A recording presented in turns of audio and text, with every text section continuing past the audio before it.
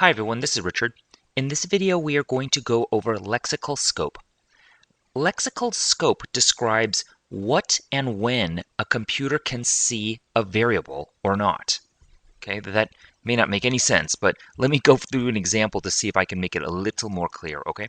Anytime you see curly brackets, you were able to read, declare, initialize variables within here. So let's just create something. Int age equals 1. The computer is able to see any variable you declare inside of here and or initialize. It can see outside from this point of view. So lexical scope is kind of like a telescope. You can see far away, but you can't see nearby. Microscope can see nearby, but you can't see far away. Okay, it's where your focus, your field of vision is. So from inside the brackets, you can see outside the brackets. From the outside brackets, you cannot see inside the brackets. Okay, so let's do this. Print age. Okay, pretty straightforward. Age equals 1, right? So what if you take this and you print it here? Remember what I just said. From inside the brackets, you cannot see outside. So, I'm sorry, from the inside of the brackets, you can see outside. From the outside, you cannot see inside. Okay, so therefore, int age is on the inside. It can see outside, but the outside, which is print age is trying to look inside of here. It can't do it. It can't see it. And it gives us a undefined name age. Even though it's declared here and initialized, it's nothing. It gives you an error. Okay, so what's going on here? What's going on is that start the program, declares integer age equals 1. As soon as you leave the curly brackets, the computer completely deletes what it initialized and declared. So it deletes it from the memory, so it has no knowledge of it as soon as you leave it itself. Now, why does it do that? What's the purpose of this? The reason I'm going over this sooner rather than later, many times I see lectures and tutorials discuss it way later, and you may run into some problems with your code because it has this unexpected behavior that you wouldn't expect unless you actually understood the rules. Okay, what we're trying to do is protect something called namespace, and this is probably why most tutorials don't discuss it early on, just because you don't really need to. Namespace is basically the number of variables, the number of names that you can keep track of. So if you think about a program with 5 or 6 variables, no big deal, right? What if you get a program with 10,000 variables, or 1,000 variables, maybe 100,000 variables, just a lot of potential variables? What do you do in those circumstances? It's hard to keep track of them, right? It's really hard to say age 1, age 2, age something. You have to make up a new variable every single time.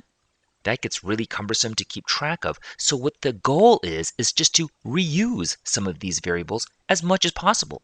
Reuse them when you can, and then discard them so you can use them over again.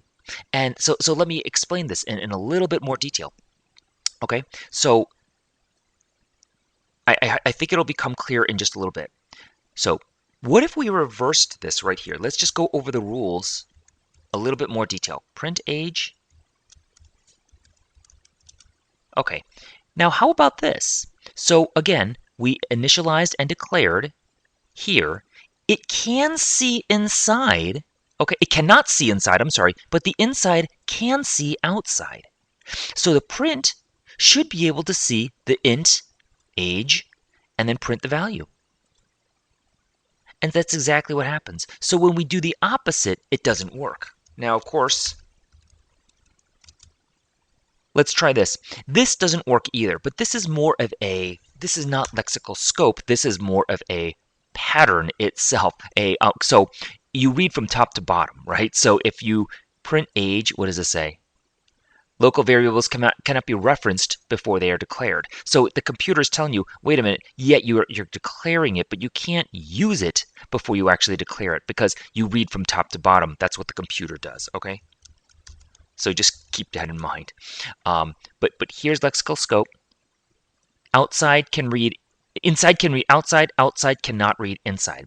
Let's give another example of this. Okay, now if age equals 33, print, no, I'm sorry, string age, name equals Bill, else string name equals Bob.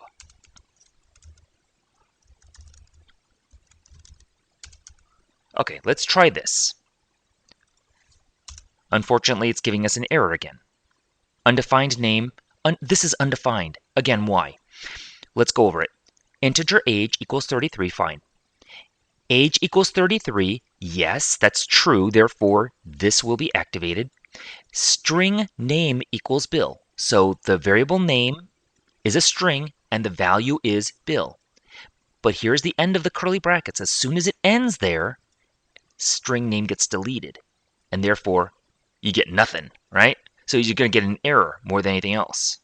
So what do you actually do in this case, in this circumstance? What if we put string here? We won't even declare it. Okay, good. That's probably going to work, right? It's giving us a null. What's going on there? Okay. You're declaring it. You're not giving it a value, so you're not initializing, so therefore the value is null. Remember, just by default. This is still true, therefore this will activate. Now you're declaring this in this local scope. So according to lexical scope rules, name equals Bill, and as soon as you leave this the curly brackets, it gets deleted from the memory, and therefore print name is printing this value, which is null. That's why we're getting that.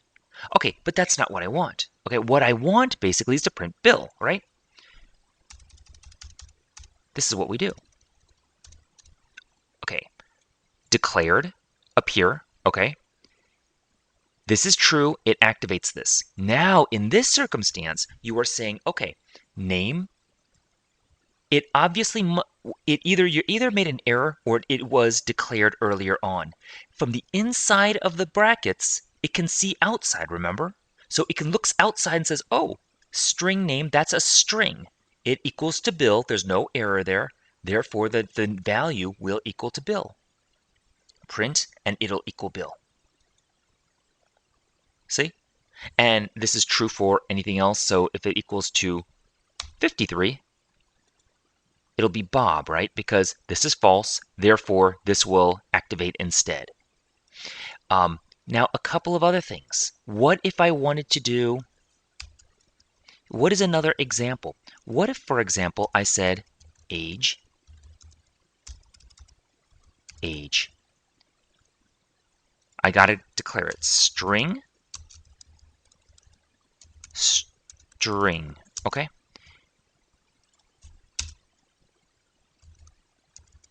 Print age, okay.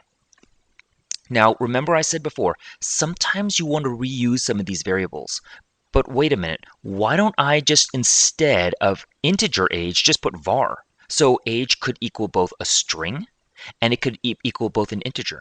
That's a little bit different from what we're doing here, okay? So what are we doing here? If this value is true, which it is, string age will equal Bill and print age. Therefore, it'll print Bill. You leave the curly brackets, the memory gets deleted, and it prints name here, which will be null, right? Actually, you want it age, actually. So it'll print the age 33, no, it'll print the age Bill, and it'll print age 33. So that's your way that you could reuse some of these variables over and over again as long as they get deleted from the memory. Now, sometimes I tried to before I understood this, I tried to do something like this. It just didn't work, and the behavior was just funny. That's because I didn't realize the concept of the lexical scope. All right? So if you notice, this is not the same thing as simply using var. It's not dynamically typed. It's totally statically typed. You're giving it, this is an integer.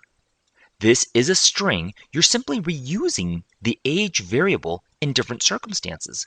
This is a little silly, admittedly, because why would you make age equal name? And it doesn't make any sense. But it's just the general concept of reusing these variables so I don't need to keep track of them. Again, 5, 10 variables, no big deal. Thousands of variables, this comes in quite handy.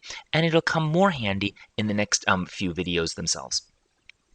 Now, what is this called right here? This is basically called a local variable. Okay, so a local variable is something that is readable within a certain scope. So it's readable here. It's not readable outside from where you made it. And if you go more curly brackets in here and brackets within brackets and brackets within brackets, same rules still apply. This can read everything outside. Outside cannot read anything on the inside. And so local variable. What is the opposite of a local variable? Local variable opposite is a global. That means a global variable is any variable that you can see anywhere in the program. It is visible absolutely all over the program. Now, notice here, curly brackets right here. In the future, we'll learn how to use curly brackets out here, okay? We can't do this right now because we don't know how, but if I do curly brackets out here, remember, lexical scope, any of the variables I create right here are not going to be global variables, right? Because they're not going to be visible out here. What can I do to create a global variable? Not that I encourage this, okay? Because global variables, unless you have a really compelling reason, don't you do this, okay? And if you have a very compelling reason to do this, to make a global variable, don't do it anyway, okay? You probably should be thinking of some other way to actually implement this. Generally speaking, global variables are highly frowned upon. You can do it, and again, small number of variables, not a big deal, but just don't do it, okay? So this will work the same thing. It will print right inside of here because lexical scope, it can read outside, and since all brackets, there's no brackets here, so all brackets from now on will be able to read this variable no matter how large the program is. Therefore, it is a global variable. Okay, I hope that was straightforward. I hope the concept is relatively clear. And of reusing these variables themselves, what's happening as soon as we leave these brackets, these curly brackets, I think that was about it, okay? So if you have any questions, please feel free to put them in the comments section. But in the next couple of videos, I hope we will be able to at least discuss this in a little bit more, and it may make a little bit more sense. Thank you for watching.